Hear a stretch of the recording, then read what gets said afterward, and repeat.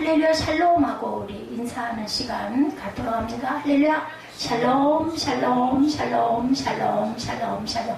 하나님 사랑합니다. 여러분 주 안에서 사랑합니다. 제가 샬롬을 많이 하잖아요. 예, 뭐 사람이 몇 명 안 되는데도 뭐 7, 8번, 10번 이상씩 왜 하느냐. 이 공간에도 영신 하나님이 계시기 때문에 제가 샬롬.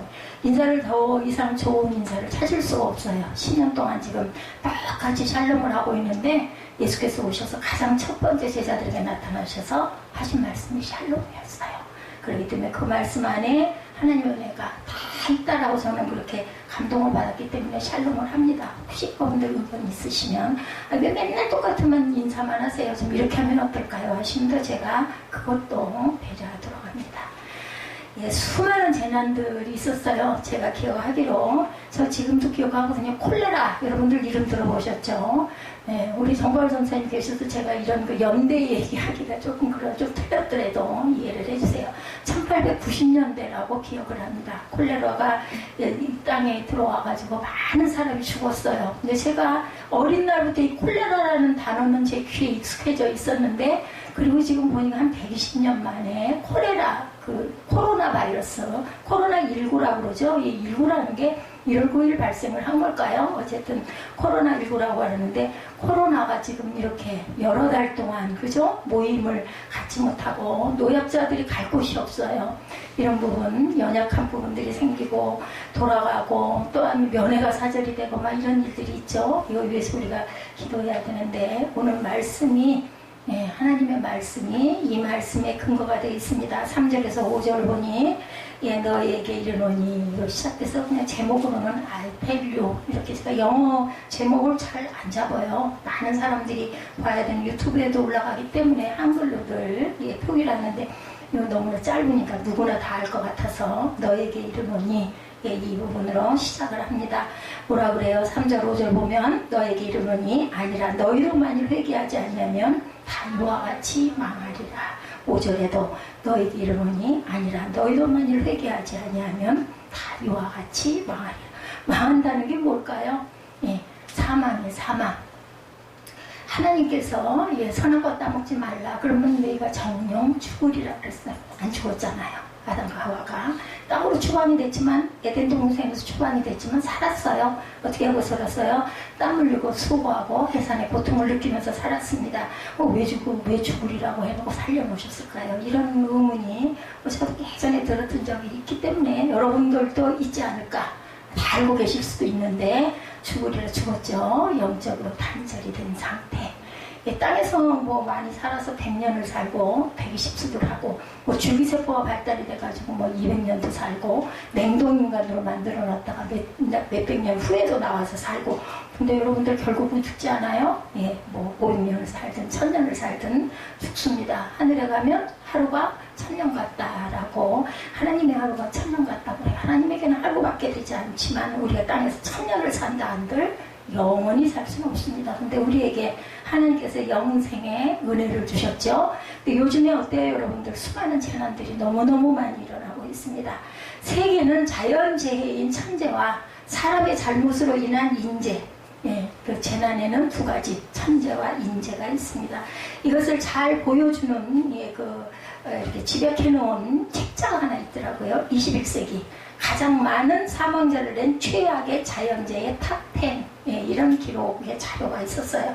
그 시기가 보니까 제가 오늘 이걸 좀 여러분들에게 조금 길고 뭐 그렇게 길게 지리지리하게 인터넷 다 찾아보면 있는 걸 왜 그렇게 설명을 하세요? 라고 얘기를 하시더라도 한번 그렇구나. 저는 굉장히 여기서 은혜를 받았거든요. 그렇구나. 오 맞아 기억이 나는 이름들도 많았기 때문에 제가 지금 60몇 년을 살았잖아요. 그러다 보니까 그 전에 한 50년 100년 아까 말씀드린 콜레라 같은 경우도 1891년이면 뭐 제가 태어나기 훨씬 100몇십 년 전에 있었던 일인데도 그 이름이 제 귀에 익은 것처럼 있더라고요. 12가 2011년 3월에 일본 도호쿠에서 발생한 진도 7.0의 대지진이었다고 합니다. 그 1위예요. 가장 큰 재해죠. 대지진과 해일로 인해서 사망자가 1만 8,400명.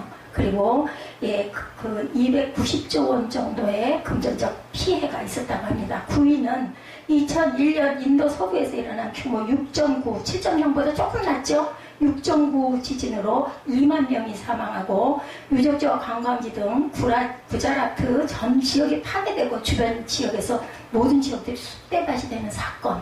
예, 8위는 2003년 유럽에서 발생한 폭염 3만 5천 명의 사망이라고 이렇게 기록되어 있더라고요. 7위가 2003년에 발생한 이란의 강진 4만 3천 명이 죽고 유네스코 문화유산으로 그 지정되었던 고대 도시가 완전히 무너져 버립니다. 6위는 2010년 러시아 폭염으로 5만 6천 명이 사망했습니다. 5위는 2008년 중국 스완성에 일어난 진도 8.0이네요. 예, 7.0이 아니라 8.0. 예, 더 커요. 지진으로 8만 명이 죽고 25조 원 정도의 피해를 입은 사건. 4위는 2005년 아프가니스탄, 북인도, 파키스탄에 일어난 지진으로 8만 6천 명이 사망을 합니다. 3위는 2008년 미얀마, 여러분들 들어보셨죠? 저는 기억이 납니다. 휩쓴 사이클론 14만 6천 명의 사망. 2위는 2010년 IT에서 대지진으로 31만 6천 명이 죽었습니다. 그리고 1위는 2004년 남아시아에서 발생한 쓰나미, 예, 여러분 들어보셨죠? 35만 명이 사망하는 사건이. 예, 사람이 살았다는 게 있겠어요, 여러분들? 거기 있는 사람들이 뭐 특별히 아까 여기 말씀에서 있었죠? 특별히 죄가 많아서 그 사람들만 죽는 게 아니라 너희도 회개하지 않으면 망하리라. 때문에 우리는 어떻게 매일매일 회개해야 합니다. 아침에 일어날 때 하나님 저는 그럽니다. 뭐 기도를 길게 하지는 못합니다. 하나님 감사합니다. 오늘도 제가 호흡을 할 수 있게 해주셨군요. 잘 때는 하나님 오늘도 평강으로 인도해 주시고 제가 잘 수 있도록 하나님께서 보호하시면 좀 감사합니다. 저는 그렇게 늘 기도합니다. 왜? 내일 아침에 내가 일어날지 못 일어날지 모르기 때문에 우리가 할 수 있는 일이 아니에요. 그죠? 역사상 두 번째 큰 규모였던 9.4 해저 지진으로 발생한 이 쓰나미는 인도네시아, 말레이시아, 태국, 스리랑카, 미얀마, 소말리아까지 엄청난 피해, 자연재해죠. 세상에는 이러한 자연재해만 일어날 수 있는 것은 아닙니다. 지금도 지구촌에는 하루에 수천, 수만 건의 사건, 사고들이 또한 일어나는 이 재해가 아닌 1986년 4월에 일어난 체르노빌 원자력 발전소 사고는 그 피해액이 약 1조 7,691억 원, 그 주변 일대가 황무지가 되어버립니다. 2위는 2003년 2월에 발생한 미 우주선, 들어보셨죠? 콜롬비아호 공중에서 분해가 됐어요. 탑승자 전원이 사망하고 1조 1,499억 원의 손실을 냅니다. 3위는 프레스티지호 사건으로 2002년 11월 스페인 갈리시아 해안에서 발생한 세계 최대 기름 유출 사건으로 피해액은 약 1조 614억 원. 그리고 4위는 1986년 1월 28일 미국 우주왕복선 챌린저호 들어보셨을 거예요. 2조 73초 만에 쏴 올리자마자 폭발을 했는데 기가 막힌 거는요. 작은 부속 하나가 얼어 있어가지고 그걸로 인해서 약 4,865억 원이라는 엄청난 피해를 낸 사고, 이런 사고가 일어납니다. 추위 때문에 송산된 작은 부속 하나 때문에. 5위는 1988년 7월 파이퍼 알파원에서 일어난 가스 분출 사고 167명이 사망하고 3,008억 원의 피해를 냅니다. 6위는 원유 1,100만 갤론, 약 4,200만 리터라고 그래요. 알래스카 바다에 쏟은 엑손 발데즈호 원유 유출 사건, 기름 유출 사건 얘기는 여러분들 우리나라에도 많이 들려졌을 거예요. 7위는 한 대에 1,200원 하는 B2 스텔스 폭격기 추락 사고로 피해액이 약 1,236억 원. 8위는 LA 통근열차 충돌 사고, 9위는 독일에서 탱크로리와 자동차의 충돌로 다리가 파손이 됩니다. 10위는 영화로 유명한 타이타닉호 사건. 타이타닉호 영화들 많이 보셨죠? 우리나라에도 역대급 사고들이 이렇게 많았어요. 연대순으로 보니까 첫째가 1970년 4월 8일 아시죠? 여러분들 와우 아파트 붕괴 사건. 두 번째는 1972년 12월 25일 크리스마스네요. 서울 충무로 대형가 호텔 사건. 저 이거 기억납니다. 우리나라 최악의 화재 사건. 세 번째는 1983년 9월 1일에 일어난 대한항공 007. 대한항공 한참 시끄러웠죠. 사할린 근처에 소련 유격기에게 추격을 당하는 추락 사건이 일어났습니다. 그때 탑승자 269명 전원이 사망을 합니다.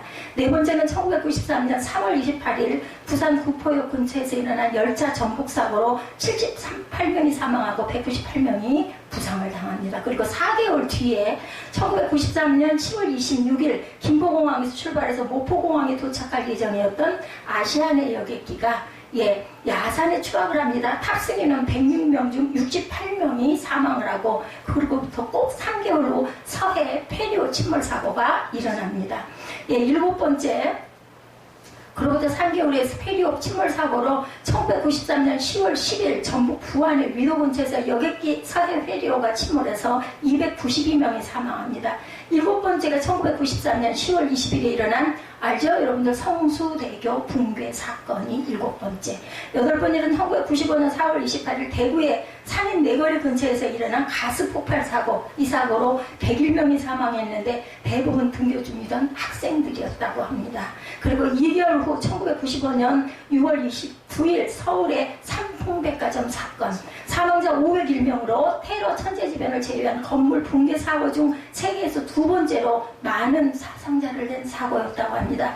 그 다음은 1997년 8월 6일 괌에서 일어난 대한항공기 추락사고로 229명이 사망을 합니다.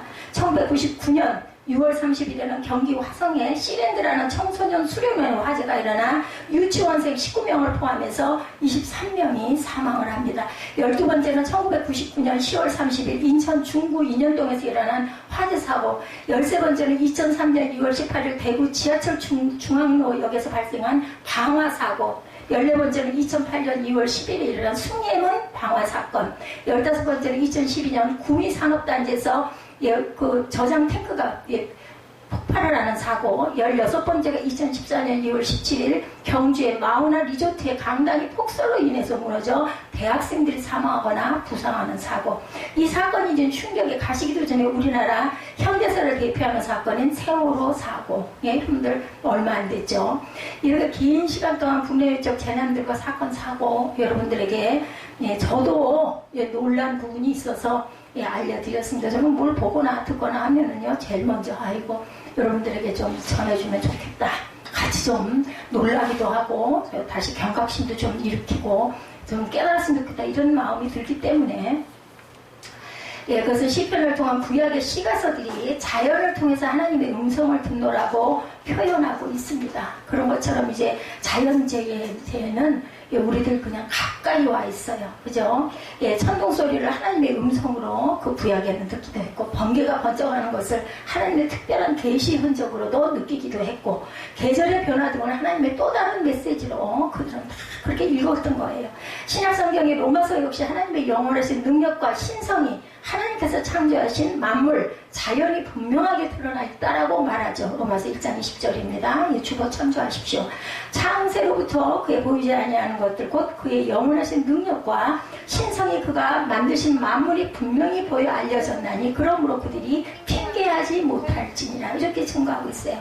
이 말씀대로 한다면 사람들이 당하는 재난 속에 하나님의 음성, 하나님의 뜻이 들어서 들을 수 있고 알 수 있다. 그래서 뭐라 그래요? 귀 있는 자는 들을지어다. 아무리 이런 사고가 나도 아이고 나는 다행이야. 나는 이런 거하고 전혀 관계가 없어. 하나님이 잘 보호해 주셔서 전 다 죄를 받아가지고 그래서 저런 사고 속에 들어가고 그때 그 차를 탈 일이야 뭐 이런 얘기를 많이 하지만 오늘 성경은 그렇지 않다고 하죠. 너희들도 회개하지 않으면 특별한 건 없어 라는 얘기입니다. 재난들의 이유가 1절에서 3절에 보면 인재에 대해서 말씀하고 있습니다. 본문 1절은 그때 마침 두어 사람이 와서 빌라도가 어떤 갈릴리 사람들의 피를 저희의 재물에 섞은 일로 예수께 고하니 이렇게 시작합니다. 여기서 그때 마침이란 바로 앞의 말씀과 연결되는 거죠. 앞의 말씀은 뭐라고 그래요? 12장 54절에서 59절 내용을 보면 천재의 기상을 분간하면서도 시대는 분간하지 못한다라는 내용이 들어있습니다. 누가복음 12장 54절부터 앞장이니까 우리 한번 볼까요? 54절부터 한번 읽어봅니다. 누가복음 12장 54절. 또 무리에게 이르시되 너희가 구름이 서쪽에서 이는 것을 보면 곧 말하기를 소나기가 오리라 하나니 과연 그러하고 남풍이 부는 것을 보면 말하걸 심히 더우리라 하나니 과연 그리하도다. 외식하는 자여 너희가 천지의 기성은 분간할 줄 알면서 어찌 이 시대는 분간하지 못하느냐. 또 어찌하여 옳은 것을 스스로 판단하지 아니하느냐. 내가 너를 고발하는 자와 함께 법관에게 갈 때 길에서 화해하기를 힘쓰라. 그가 너를 재판장에 끌고 가서 재판장이 너를 옥졸에게 넘겨주어 옥졸이 옥에 가둘까 염려하라. 내게 이르노니 한 푼이라도 남김이 없이 갚지 아니하고서는 결코 거기서 나오지 못하리라 하시리라. 이게 뭐예요? 돈을 빚을 줘도 이렇게 옥에 갇히면 돈을 갚아야만 나올 수 있어요. 우리 죄도 온전하게 빼게 할 때 하나님께서 너희는 살리라 하셨다는 거죠. 누가 우리에게 그죠? 의롭다 칭해 주셨어요. 예수의 십자가의 그 고난으로 인한 피 흘림으로 우리가 거룩하다 또한 의롭다 칭함을 받았어요. 의로운 자가 아니라 그죠? 무엇는 자? 예수를 믿는 자. 나를 위하여 고난 받으시고 돌아가시고 사흘 만에 부활하셨습니다 라고 고백하는 자. 그건 누가? 하나님께서 성령께서 너희에게 주셨다라고 말씀하시죠. 시대의 분간은 종말을 뜻하고 있어요. 시대의 분간, 예수께서 말씀하신 시대의 분간. 성경이 말하는 종말은 두 가지가 있죠. 하나는 한 개인의 종말, 죽음입니다. 한 번 죽는 것은 사람에게 정한 일이다. 그 후에는 뭐가 있다고요? 심판이 있다. 히브리서 9장 29절 말씀입니다. 한 번 죽는 것은 사람에게 정해진 것이 그 후에는 심판이 있으리니 즉 누구도 죽음을 피할 수가 없다. 또한 하나님의 심판 역시 피할 수도 없습니다. 따라서 모든 사람은 개인의 종말인 죽음뿐만 아니라 하나님의 심판대로 가서 서야 합니다. 아까 제가 말씀 증거하기 시작할 때 말씀드렸죠. 뭘로 인해요? 과학의 발달로 인하여, 의학의 발달로 인하여 생명을 연장을 해서 어떤 수를 써서라도 300년도 살고 500년도 살고 1000년, 1000년도 살고 2000년을 산다 할지라도 하나님 심판대 앞에는 분명히 설 수밖에 없다. 귀 있는 자는 들을지어다. 믿는 자는 아멘할지어다. 그리고 또 다른 종말은 우주론적인 종말이 있습니다. 예수께서 다시 오시고 세상이 새롭게 되는 날이라는 거죠. 휴거, 그죠? 그 계시록에 나와 있는. 근데 설마 이런 일들이 있을까 이런 생각들을 아마 많이 하실 거예요. 성경에 분명히 기록이 되어 있습니다. 주님은 이러한 종말에 대해 말씀하시면서 그때를 분간하고 그때가 이르기 전에 회개하여 심판을 면할 것을 오늘 본문에 촉구하고 있습니다. 바로 이 말씀을 하고 있는 그때 몇 사람이 와서 예수께 말하죠. 뭐라 그래요? 빌라도 어떤 갈릴리 사람들의 피를 저희의 제물에 섞었냐. 오늘 본문 1절의 시작이죠. 빌라도가 저지른 이 만행이 언제 어떻게 일어났는지에 대한 기록은 없습니다. 따라서 이 사건의 자세한 내용은 알 수가 없는데 분명한 것은 예루살렘으로 순례로라도 어떤 갈릴리 사람들이 성전에서 제사를 드리고 있을 때 총독 빌라도의 명령에 의해 그들이 살해가 되고 그들의 피가 그들이 드린 제물에 섞여 있습니다 라고 고발을 한 거예요. 이 일을 명령한 빌라도가 잔인한 사람이라는 것은 당시에 당연히 널리 그죠? 알려져서 여러분들도 빌라도 이름은 다 아실 거예요. 빌라도는 주후 26년에서 36년까지만 10년 동안 사마리아, 유다 이 두 지역을 통치했던 사람이에요. 빌라도가 예수님이 오신 후이신 주후 아시죠? AD 그죠? BC 아시죠? 그는 부임하자마자 유대인들을 강하게 억압하는 정책을 썼고 그 예로 로마의 적대적이었던 열심당원들을 색출하기를 자청을 합니다. 그래서 처형을 합니다. 그의 정책이 얼마나 강력하고 잔인했는지 로마로 소환을 당할 정도였다고 그래요. 이 빌라도가 갈릴리 사람들을 살해한 것은 아마 유대인들의 명절인 수장절이죠. 수장절이라고도 합니다. 이 명절을 지내고 또 제사를 드리기 위해서 성전에 올라온 갈릴리 사람들이 로마의 통치에 반대했던 그 지방의 민족자들인 열심당원이었기 때문이거나 아니면 제사 드리는 갈릴리 사람들이 그런 종류의 사람들일 것으로 오해해서 일어난 사건으로 보입니다. 즉 빌라도는 몇 갈릴리 사람들이 명절을 이용해서 전국에서와 세계 도처에서 모여든 유대인들을 선동해서 반란을 일으킬까 하며 그것을 초기에 진압하려고 뿌리를 뽑으려고 씨를 말리려고 그런 목적으로 만행을 저질렀을 것이다. 이런 추측 예측입니다. 그러나 이 사건은 유대인들에게 충격과 경악을 금치 못할 그러한 일이었는데 하나님께 희생제사를 드리는 사람을 칼로 죽여 그 피가 제물에 섞이가 한 잔인한 행위도 문제지만 제사와 예배에 대한 모독이죠. 신성 모독입니다. 나아가 하나님께 대한 엄청난 모독이었기 때문입니다. 여러분들 신성 모독하면요 죽어요. 누가 그랬어요? 그 전답 팔아가지고 드렸는데 살짝 조금 뭐 그럴 수도 있죠. 저도 그런 그게 그렇게까지. 근데 그 거짓말한 게 하나님의 영광을 가렸다. 신성모독죄다 해서 그냥 남편이 먼저 죽고 아내가 뒤따라서 똑같은 질문하니까 베드로가 하니까 똑같은 대답해가지고 둘 다 죽어서 들려 나가죠. 그래서 가장 억울하게 죽은 자 하면 아나니와 삽비라 얘기들을 많이 합니다. 따라서 이 사건은 유대인의 심장을 찌른 것과 같았어요. 그래서 이 소식을 들은 어떤 유대인들은 충격을 받고 어떤 이들은 도대체 하나님께서 살아계신가 하면서 의심을 할 정도였다는 거죠. 자, 우리도 한번 생각해 봅니다. 어떤 성도가 예배드리러 오다가 교통사고로 새벽 예배 때 권사님이 길 가다가 멀쩡하게 가는데 새벽에 달려오는 차에 택시의 차에서 아니면 승용차에 취해서 죽었어. 그리고 또 그 차는 뺑소니를 쳤어. 여러분들 어떻게 생각하시겠어요? 세상에 새벽 예배 드리고 오는 권사님이 무슨 죄가 있다고 하나님 살아계신 거 맞아? 이런 생각들 한다라는 거죠. 이런 일들은 비일비재로 지금도 일어나고 있는 일이에요. 지난 2019년 북지린성 장백교회 그 한충렬 그 목사님이라는 분이 살해를 당했다고 그래요. 나이도 젊으세요. 49밖에 안 되셨어요. 보니까 20년간 북한 구호 및 선교 활동을 해왔기 때문에 북한 정보원들에 의해서 살해를 당했다는 것으로 보인다고 합니다. 그런가 하면 교회에서 기도하던 목사님은 괴한 위들은 그 흉기에 의해서 살해가 되기 때문에 무슨 죄가 있냐고 기도하는데 하나님은 당연히 보호해 주셔야 맞지 않아요. 그죠? 자, 이런 일들을 어떻게 해석하시겠어요? 무슨 말도 안 돼. 그 무슨 하나님이 뭐 그거까지 일일이 다 그렇게 하겠니? 말도 안 돼. 그런 거 그냥 일어나는 일 이렇게 생각하시는 분들 많고 오늘 본문에 두어 사람이 시작합니다. 예수께서 이 일을 말씀드린 이유는 빌라도의 잔인함을 고발하기 위함은 아니었다는 거예요. 그보다 빌라도에 의해서 희생당한 사람들이 다른 사람들보다 죄가 더 많기 때문에 하나님께서 빌라도의 손을 빌어서 그들을 벌하셨다라고 얘기를 합니다. 제가 욥기를 오늘 요즘에 그 새벽에 강의를 하면서 아주 깨달은 게 너무너무 많아요. 나도 요 친구들 같은 그 친구의 엘리바스나 그런 그 사람 중에 하나가 아닐까 이런 생각이 들 정도로 아니 틀린 말 한 건 아니야. 근데 네가 그렇게 죄를 짓고 네가 하나님께 불충했고 네가 마음에 양심에 거리끼는 게 당연히 있어서 하나님 벌 주시느라고 너를 그렇게 하신 거지 아무 죄가 없는데 너를 그렇게 해서 할 수가 있겠느냐? 이런 얘기 소갈도 마찬가지고 그 말이 틀린 말을 말 그대로 보면 글자 그대로 보면 틀린 말이 아니에요. 근데 하나님 뭐라고 그러셨어요? 너희들이 잘못됐다 그러죠. 그리고 욥은 어떻게 생각했어요? 나는 이제 세상을 보지 못하리라. 나는 먼지가 되리라. 나는 다시는 해를 보지 못하리라. 나는 죽으리라. 내 몸에는 부더기가 기어다니리라. 이렇게 막 기도를 할 때 이런 기도까지 했어. 근데 어떻게 됐어요? 하나님의 생각과 뜻은 높고 깊으시기 때문에 그죠? 다시 축복해 주시고 또 재산도 다 돌려주시고 자녀도 또 열이나 낳게 해주시는 축복 하나님과 생각을 우리가 알 수가 없죠.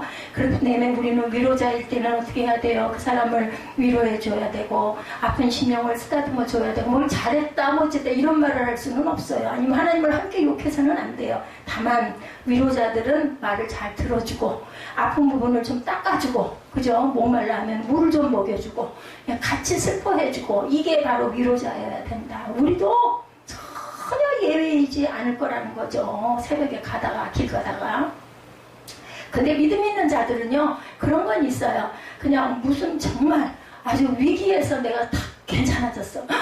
하나님이 지켜주셨네. 이런 마음 당연히 들죠. 그리고 감사하게 됩니다. 그리고 위험할 때 하나님 영광 가리면 안 되지 이런 생각은 하게 되죠. 갈릴리 사람들의 불행은 그들의 죄가 다른 사람들보다 많았기 때문이다 라고 봤던 거예요. 근데 오늘 본문의 3절에서 5절에 보니까 아니다라고 말씀하시잖아요. 뭐라고 그러세요? 아니라 너희도 만일 회개하지 아니하면 이와 같이 망하리라. 아니라 너희도 만일 회개하지 아니하면 중요한 단어예요. 회개하지 아니하면 여러분들 회개가 뭔지 아시죠? 눈물을 흘리고 콧물을 흘리고 우는 게 회개는 아닙니다. 감동용 건 사실이에요. 그것을 어떻게 돌이켜 방향을 바꿔 원어적으로 보면요 내가 잘못된 것을 생각해 그 다음에 나는 방향을 바꿔 그 길은 다시는 안 가. 다시는 그 일을 하지 않는 것이 온전한 회개. 이게 돌이켜지지 않으면 너희도 망하리라. 망한다는 뜻은 사망이라는 얘기입니다. 사망. 사자가 빠졌어요. 거기 사망하리라는 겁니다. 저는 요즘에 많이 느끼는 게 많아요. 악한 사람들이 세상에 너무너무 잘 살아. 아주 그냥 배를 두들기면서 아주 무시되면서 돈이면 뭐든지 다 해결이 돼. 아주 권력을 휘두르면서 잘 살아. 부와 명예가 막 그냥 아주 하늘 꼭대기까지 올라가. 나 같은 사람은 뭐 몸도 성치가 않은데다가 뭐 행색도 초라하고 하니까 그냥 어깨가 움츠려져가지고 그냥 이렇게 무슨 죄진 사람처럼 지나가요. 그죠? 하나님은 과연 어떻게 바라보실까? 세상에서는 뭐 누구 다윗의 형들 멋져 대단해. 그죠? 왜 압살롬 어땠어요? 뭐 대단해. 하나님은 외모를 보시지 않는 하나님. 중요한 건 초라하기도 하고 못생기기도 하고 마음마저 그러면 그건 뭐 말할 것도 없어. 그거는 뭐 사망. 근데 그게 아니라 초라하고 보잘것없고 볼품없고 힘없고 아무도 아는 사람이 없어. 근데 마음에 하나님의 경외함이 가득 차있는 자녀. 하나님께서 너는 잘했다. 착하고 충성된 종아 나의 잔치에 와라. 내가 너를 참여시켜주리라. 이렇게 하신다라는 거. 사망 영원한 사망, 예, 모두 다 영생해요. 예, 그 구원받은 사람이나 안 구원받은 사람이 어떤 사망? 예, 영원한 사망으로 생명을 얻고 살아가는 거. 예, 그래서 불 붙는 그 불못 속에서 아니 무슨 때도 없어, 끝도 없어. 아주 끝까지 그 사망 속에서 허덕이면서 살고 영생의 생명을 받은 자들은 세상에서 100년을 살았던 50년을 살았던 10년을 살다 가든 그래서 정말 안타깝게 그 사람은 정말 착한 사람인데 왜 이렇게 일찍 죽었어? 제가 그거 깨달았어요.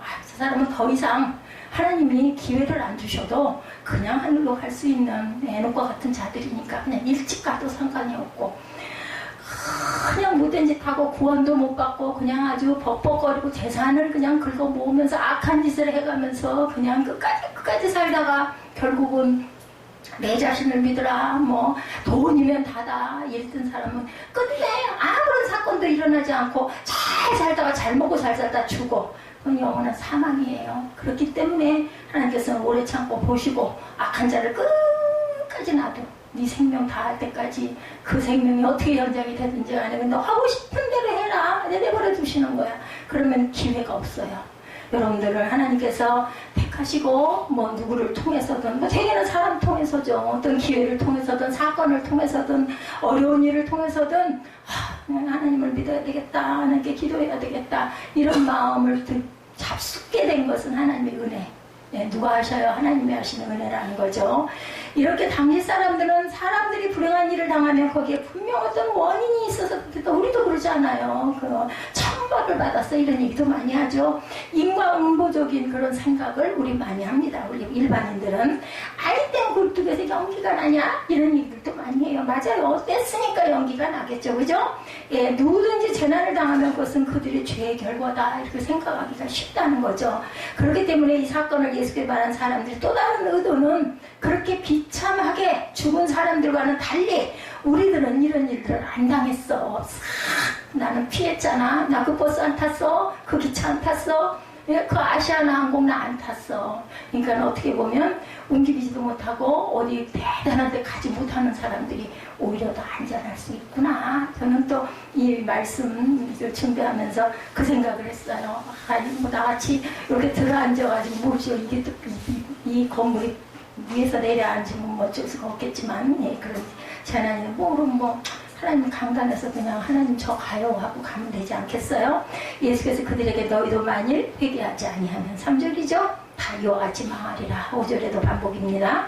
그리고 그 사건을 전하는 사람들이 의로워서 그런 화를 피한 게 아니라는 것을 말씀합니다. 천재에 대해서 4절에서 5절에 증거합니다. 그리고 나서 예수께서 친히 실제로 일어난 사건 한 사건 언급하시죠. 4절에 신뢰하면서 망대가 무너진 사건 그죠? 치워 죽어서 18사람이 예루살렘에 간 다른 모든 사람보다 죄가 더 있는 줄 아니? 아니야 인 거예요. 아니야. 갈릴리 사람들이 비참하게 사라지는 사건은 인위적이고 고의적인 사건이라고 한다면 예수께서 언급하신 사건은 우발적이고 자연적인 사고였어요. 실로암 망대는 예루살렘 성의 동남편 성 밖에 있습니다. 그 옆에는 실로암 연못이 있고 기온섬에서 흘러나오는 샘이 그리로 흘러들어갑니다. 실로암 목가의 성벽은 남쪽으로 굽어져 있었는데 그것이 오랜 세월에 걸쳐 조금씩 파손이 되어 눈에 보이지 않게 그러다 어느 날 갑자기 무너져가지고 18명이 깔려 죽은 사고가 일어난 사건, 실로암 망대 사건이. 이 실로암은 우리 찬양에도 많이 나오고 그죠? 알죠?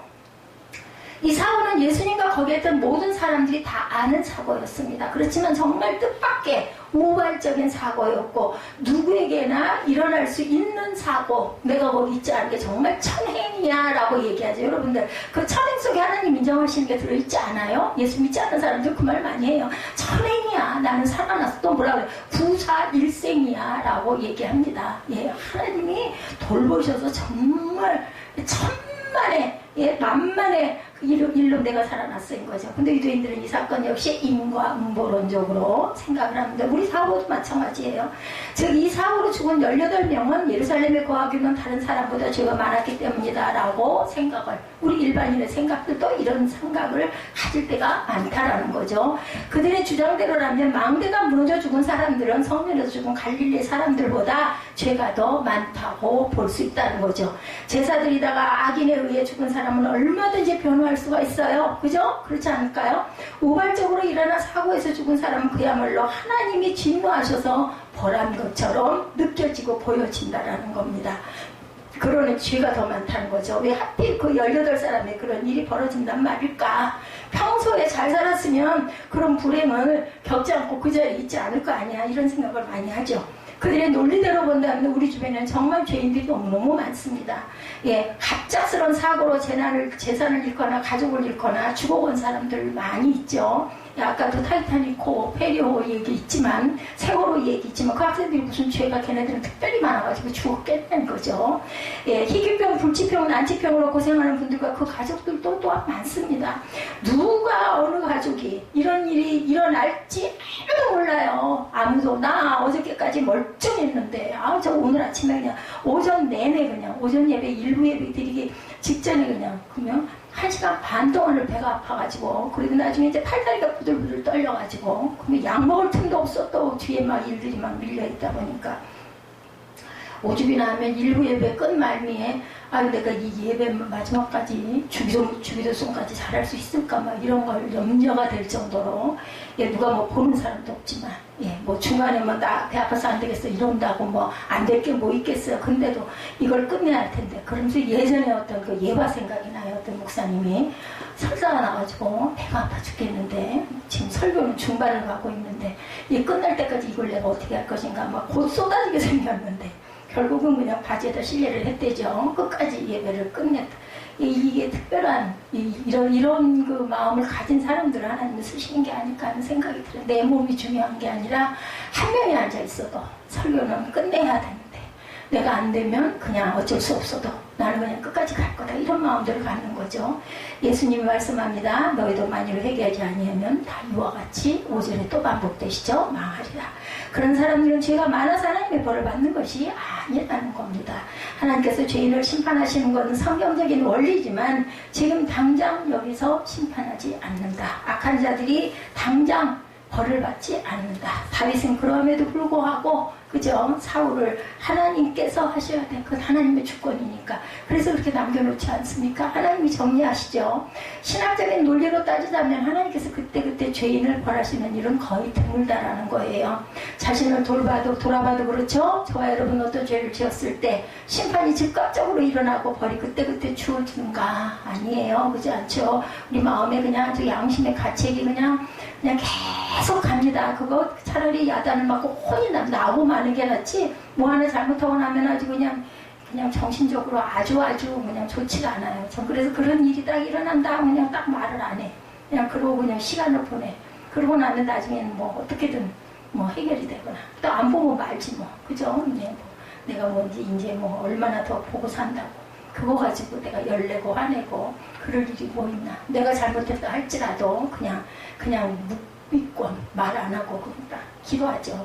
그러다 보면 마음이 조용해지고 또 알아요. 자기가 내가 좀 심했구나, 내가 지나쳤구나 하는 부분이 압니다.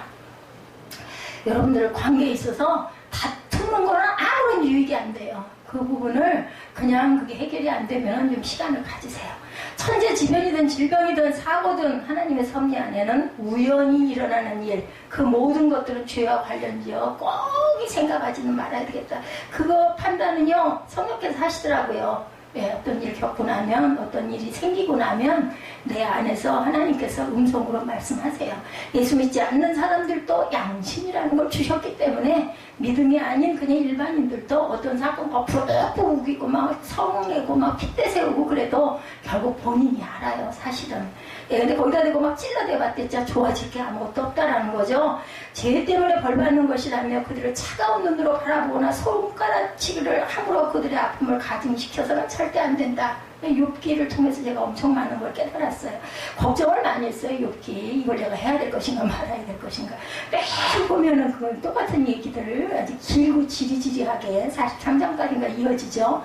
이걸 내가 매일매일 이걸 할 수가 있을까. 근데 그 정말 그 단순하면서 똑같은 반복인데도 그걸 보면서 와 맞아 나도 이 욥의 친구들하고 하나도 다를 게 없었구나 하는 것들을 깨달아지더라니까요. 하나님의 심판은 지금 당장이 아니라 최후의 심판대 앞에 서게 되는 일, 그것이 가장 중요하다는 것 여러분들 잊지 마시기 바랍니다. 눈에 보이지 않고 소리 잡히지 않고 그죠? 아무런 증거가 없다 할지라도 우리는 성경 말씀 안에 있는 말씀을 믿기 때문에 안 믿는다 할지라도 그건 일어납니다. 베드로서 3장 9절입니다. 주의 약속은 어떤 이들이 더디다고 생각하는 것 같이 더딘 것이 아니라 오직 주께서는 너희를 대하여 오래 참으사 아무도 멸망하지 아니하고 다 회개하기에 이르기를 원하시느니라. 어떤 자까지도 악한 자까지도. 그렇죠. 하나님은 모든 사람이 회개하기까지 참고 기다리고 계시는 중입니다. 따라서 다른 이들이 불행을 보면서 성도가 반드시 가져야 할 생각 첫째, 만일 너희도 회개하지 않으면 다 이와 같이 될 것이라는 주님의 경고를 되새기시기 바랍니다. 즉 불행을 당한 이들이나 그들을 면한 자신이 똑같은 죄인이라는 점이죠. 그 사건을 면한 나나 그죠? 그렇기 때문에 회개하라고 하세요. 회개할 제목이 나는 없어. 그럴 일은 전혀 절대 없을 것 같아. 다 있습니다. 두 번째, 가져야 할 생각은 불행을 당한 이들과 자신이 다른 것이 하나도 있다는 것과 그것 때문에 감사해야 한다는 것. 뭐예요? 회개할 기회가 아직 남아있어. 죽은 사람들 같지 않게. 그렇기 때문에 악한 자들을 오래오래 살려놓는 건 기회를 자꾸 주신 거죠. 우리가 해석을 하건대 저는 그렇게 생각합니다. 그래서 악한 자가 더 오래 살아. 이런 얘기 여러분들 많이 하시죠. 회개하라고. 끝까지 버리시기 싫으셔가지고. 세 번째, 만약 회개하지 않으면 그들보다 더 불행해질 수 있다는 겁니다. 즉 다른 이들의 불행한 자신을 살펴 회개할 기회인데 그걸 보면서 그걸 못 깨달은다면 그것도 기회를 좀 놓친 거예요. 그들보다 더 불행한 유수의 주인공이 될 수 있다는 것. 그러므로 우리는 어떤 사건을 볼 때 아이고 다행이다 했을지라도 나는 그런 게 없을까? 라고 생각해 볼 줄 알아야 되겠다. 남의 말에 귀를 좀 기울일 줄 알아야 합니다. 나하고 관계가 없다 하더라도 내가 억울한 소리를 들어도 마음으로 한 번쯤은 내가 그런가? 한번 생각을 해보셔야 돼. 삿대질하고 싸우지 말고 그냥 딱 우리 그냥 하는 말로 아이고 나 저 사람하고 상대 안 할 거야. 돌아섰더라도 그 생각을 한 번쯤은 해봐야 된다. 회개를 하자말로 풀이하면요 뉘우쳐회 고친다. 그 개예요. 개 고쳐. 아까도 제가 개 뉘우쳐서 울죠. 그리고 나서는 돌아서야 됩니다. 방향을 바꿔야 됩니다.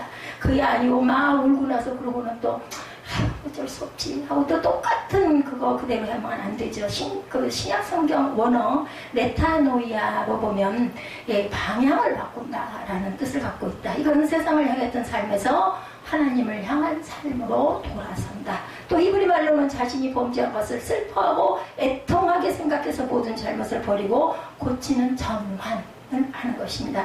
이런 회개에는 세 가지 요소가 있습니다. 첫 걸음을 자기의 죄를 깨닫고 고백하는 지적인 인정입니다. 인정. 내가 나 잘못한 거 인정합니다. 두 번째, 통회하는 마음이 있어야 합니다. 통회라는 것은요, 동반되는 어떤 그 감정, 그죠? 정서적인 것이 동반되는 세 번째는 의지적인 결단. 그래서 지정의. 이렇게 얘기를 합니다. 이렇게 회개는 지정의, 그러니까 한 사람의 전 존재적인 행위를 가리킨다. 따라서 성경이 말하는 회개는 양심적인 문제가 되는 것, 도덕적으로 거리끼는 것, 법적으로 불법이 되는 것, 사람과의 잘못된 관계, 태도, 그리고 거기서 다 나아가 하나님께서 싫어하시는 것, 그 모든 것 때문에 아파하면서 그것을 버리는 것. 참된에게는 그 고통이 얼마나 심한지 모르죠. 뼈를 깎는 고통, 통증을 느낍니다. 때로는 몸살보다 더 지독한 통증을 동반하고 때로는 얼굴을 들지 못할 정도로 붓고 높고 그죠? 더 이상 살아가기 어려울 것 같은 수치심에 잠기기도 하고 죽을 것 같은 절망에 빠지기도 합니다. 그리고 그 단계를 넘어서면 다시는 그 일을 반복하지 않고 다시 난 그거 안 할 거야. 변화의 열매를 맺는 것이 바로 진정한 회개. 다시는 반복하지 않는 거. 그러니까 예수께서 너희에게 이르노니 아니라 너희도 만일 회개하지 아니하면 다 이와 같이 망하리라. 하신 말씀은 철저하고도 근본적인 변화 없이는 너희도 불행을 당한 그들과 똑같은 일을 당할 것이다. 너 봤지? 놀랬지? 너도 그렇게 돼. 이런 얘기입니다. 여러분들은 진정 회개의 삶을 살고 계시는지 오늘 성찬하셨죠? 여러분들, 예를 들어서 제가 시간을 드리는 게 그냥 각자 기도 잘 안 되시잖아요. 그러니까 그렇게라도 모여가지고 기도하시라고, 그리고 내 마음에 뭔가가 있으면 그걸 내려놓으시라고 제가 그 기회를 드리는 거예요. 한 달에 한 번씩. 진정한 회개의 삶이란 사단으로부터 하나님께로, 세상에서 어디로? 천국으로, 어둠에서 어디로? 빛으로, 그리고 죄에서 거룩으로 근본적인 변화가 일어나는 인격적 생활 속에서 나는 나를 그렇게 이루고 있는가를 돌아보라는 거죠. 오직 하나님만 내가 신뢰하고 의지하고 있는가? 세상을 의지하고 돈을 의지하고 관계를 의지하고 명예를 의지하고 내 지식을 의지하고 있지는 않은가? 하나님은 겸손한 자를 찾으시죠. 하나님 한 분만이라도 나는 그것으로 만족하고 감사하고 또한 복되다 여기고 있는가? 거기에 우리가 아멘으로 대답하실 수 있어야 된다는 거죠. 회개한 자의 삶은 하나님 중심의 삶, 회개한 자의 삶은 변화된 삶, 회개한 자의 삶은 성숙한 삶, 거룩한 삶을 사는 것입니다. 나는 그런가? 저도 그렇지가 못해요. 그렇기 때문에 늘 많이 울고 많이 회개하고 애통해야 합니다. 좀 더 일찍 이 은혜를, 이 감동을, 하나님이 주시는 이 깨달음을 받았더라면 내가 점점 낫지 않았을까? 내 인생의 삶이 이렇게 공고하지는 않지 않았을까? 후회해봐도 이제는 소용이 없습니다. 근데 감사하죠. 지금이라도 오죽이나 하는 설을 여기다 세워놓으셨겠어요? 이렇게 하면 네 스스로 네가 설교하면서 네가 은혜 받아라. 너는 그래야 나 천국 문 앞에 문고리에라도 갈까 말까 하다. 이로써 저를 세워놓으신 게 아닐까. 회개해서 우리가 재난을 면해야 합니다. 말씀을 마칩니다. 본문의 사람들처럼 재난이나 환난을 당하는 사람을 보고 판단과 정죄를 하는 일은 오늘날의 성도들을 쉽게 범할 수 있는 잘못인데, 저 사람은 죄 때문에 저런 고난을 겪는 것이고 나는 의롭기 때문에 저런 고난은 안 겪을 것이야, 이런 생각을 해서는 안 된다. 재난을 당하는 것은 죄 때문에 하나님의 벌하시는 차원이 아니라 우리가 알 수 없는 하나님의 섭리로 일어난다. 우리가 다 알 수가 없어요. 왜 저렇게 착한 사람이 왜 저렇게 억울하게 죽어? 왜 알 수가 없고, 죽음이 우리에게는 엄청난 고통이고 슬픔이지만 사실은 하나님이 보시는 시선으로는 죽음이 그렇게 대단하게 막 무서운 거고 사망이 끝이가 아니거든요. 하나님께서는. 그죠? 그래요. 데려다가 이제 그때부터는 이렇게 힘든 이 모든 게 다 없어지는 건데 얼마나 평안하고 좋겠어요. 하나님 보시기엔 그러세요. 그렇기 때문에 땅에다 놔두나 일이 데리고 오나 하나님 보실 때는 세상에서는 아이고 죽었어, 너무 슬퍼, 너무나 섭섭해 있지만 하나님은 그렇지는 않다라는 거죠. 너는 그냥 지금 와도 돼. 일찍 데려가시기도 한다는 거죠. 그런 면에서 재난당한 사람을 판단하고 정죄하는 것은 도리로 판단과 정죄가 그 사람이 잘못되었다, 그걸 하는 사람이 잘못되었다라는 의미가 될 수 있다는 거죠. 깊고 오묘한 하나님의 섭리를 우리의 작은 머리와 가슴으로는 다 이해할 수가 없다는 거죠. 오늘 본문을 통해서 발견할 수 있는 가장 큰 감사의 제목은 천재든 인재든 불행을 당한 사람들에 비해서 우리가 나은 것 하나, 기회가 있다는 겁니다. 우리는 거기에 묻혀서 죽지 않았어. 그러면 내가 내 모든 것들을 잘 회개할 기회가 아직도 남아있네. 내가 오늘도 또 하나님 기회를 주셨네. 늦었다 할 때가 이럴 때예요. 그냥 회개하시고 돌이키시고 고집 부리지 마시고, 그죠? 나 역시 그들과 다를 바 없는 죄인인데 징벌이 주어지지 않아서 내가 생명이 아직 있으니까 살아있을 때 회개는 해야 되거든요. 하늘나라 문 앞에 가가지고 아이고 잘못했습니다, 소용이 없어요. 회개하시기 바랍니다. 지금 마지막 때다. 마지막 기회다. 앞으로 점점 더 이런 아까 제가 말씀드린 것 같은 재난, 재해, 그리고 질병 계속 찾아올 거예요. 제가 알기로도 중간에, 그죠? 이거 코로나 오기 전에도 사스도 있고 많았죠. 여러 가지 질병들이. 그런 것들이 앞으로는 계속 일어날 것이고, 마음껏 자유롭게, 아유, 나는 보장됐으니까, 나는 건강하니까, 나는 앞으로 50년, 100년 살 거야, 라고 라고 자신할 사람은 아무도 없어요. 생명이 내가 지닌 거 있음에도 불구하고 심장이 내가 뛰라고 그래서 뛰냐고요. 뭐 우리 사무엘은 뭐 심장이 뛰다가 한 번씩 멈춘대요. 그거 뭐 알았겠어요? 아무도 몰라요. 부정맥이라고 하더라고요. 보니까 예, 그런 일들이 일어나요. 그러다 또 뛴다는 거죠. 그러니까 제가 무슨 피가 뭐 아래로 내려가지가 않아서 다리가 저려서 못 일어나고 얼굴이 노래지고 그거 뭐 누가 알았겠냐고요. 과학을 통해서 의학을 통해서 깨달아 밝혀지긴 했지만 뭐 거기에 무슨 치료 방법이 특별한 뭐가 없더라고요. 보니까 뭐 그죠. 좋은 거 몸에 좋은 거 골고루 먹게 해주고 적당히 운동하게 하고 수면 잘 취하게 해주는 그 일 정도 뭐 기도해 주는 거 그거 외에 엄마인 제가 할 수 있는 게 아무것도 없더라고요. 다만 알고 있어야 되겠죠. 아 얘는 이런 부분이 약한 애구나. 아, 엄살을 부린 건 아니었구나. 꼭 괴로워하는 것 같으니까 멀쩡하던 애가 무슨 중심이 안 잡히고 뭐 균형이 안 잡히고 뭐 어지러워서 뭐 쓰러질 것 같고 뭐 막 붙들고 매달리고 멀쩡한 애가 그랬는데 보니까 아 그런 맥이 있구나. 그러면 우리가 인정해줘야 되죠. 그리고 좀 도와줘야 되고 받쳐줘야 돼. 우리가 할 수 있는 것밖에 없어요. 그리고 마지막은 하나님께 기도할 수 있는 방법밖에. 이름이 왜 사무엘이겠어요? 왜 에스더겠어요? 왜 바울이겠어요? 하나님의 뜻이 있기 때문에 누구를 통해서 사람을 통해서 역사에서 그것을 또 본인이 결단해서 받아들이는 거 본인 몫이에요. 아무리 12번 1000번을 얘기를 해도 말도 안 되는 소리 하고 있어. 나는 이 이름으로 그냥 잘 살 거야. 어떻게 사는 거죠. 하나님 뜻과 상관없이 그것을 아주 그냥 정말 우리들 제일 조그마한 표현 뭘 티끌이라고 하나요? 그것보다도 더 작은 분량으로 감동이 와가지고 이 부분이 이게 맞아 라고 했을 때 같이 공감하면 얼른 좀 쉬운 길을 가는 거고 아니면 그냥 오래 뺑뺑 돌다가 이루지 못하고 들어도 입문도 못하고 돌아가는 사람도 많다라는 거. 그렇기 때문에 우리는 저와 여러분들은 하나님의 은혜 안에 있기 때문에 이 주일 이 기가 막힌 금쪽 같은 시간을 하나님께 드리고 있습니다. 이것을 감사하시고 이왕지사 그런 말들을 많이 하죠. 이왕지사 내가 몇 시간을 이렇게 드리고 내가 헌신을 하고 헌금을 하고 이렇게 왔으면 그냥 뭔가 하나 얻어가야 되지 않겠어요? 그냥 얼른 시간 가라 나는 갈 거다 이렇게 하고 앉아 계시지 말고 얻어가시는 건 뭐라 그러세요? 회개하지 않으면 너희도 망하리라. 망한다는 뜻은 사망이라는 거. 그리고 회개라는 건 내가 돌이켜서 잘못된 걸 잘못했습니다 하고 방향을 돌이켜서 그렇게 하지 않는 거. 여러분들 6월 달에 한 가지씩만 내가 정말 부족한 부분 하나씩만 뭐 저한테 안 하셔도 돼요. 하나님께 하나님만 서원해서 하나만 고치세요. 아 나 이거 잘못된 부분이다 알면서도 잘 안 돼 하나님. 그러면서도 하나님이 나에게 주실 것을 막 은근히 기대하는 건 내가 정말 너무나 하나님 보시기에 온전치가 못하죠. 나 이거 한 개 고칠게요. 6월에 한 개. 6월에 안 되면 내가 올 하반기 이제 하반기예요. 그죠? 6월 달이니까. 올 하반기 동안 이거 버릇 하나 이거 뭐 건강에도 좋지 않고 하나님 보시기도 온전치 않은 이거 하나 내가 꼭 고칠게요. 매달 기도하면서 하나님께 헌금 올려드리면서 기도 제목으로 쓰면서 제가 이거 고치겠습니다 라고 결단하시는 저와 여러분이 되시기를 주님의 이름으로 축복합니다.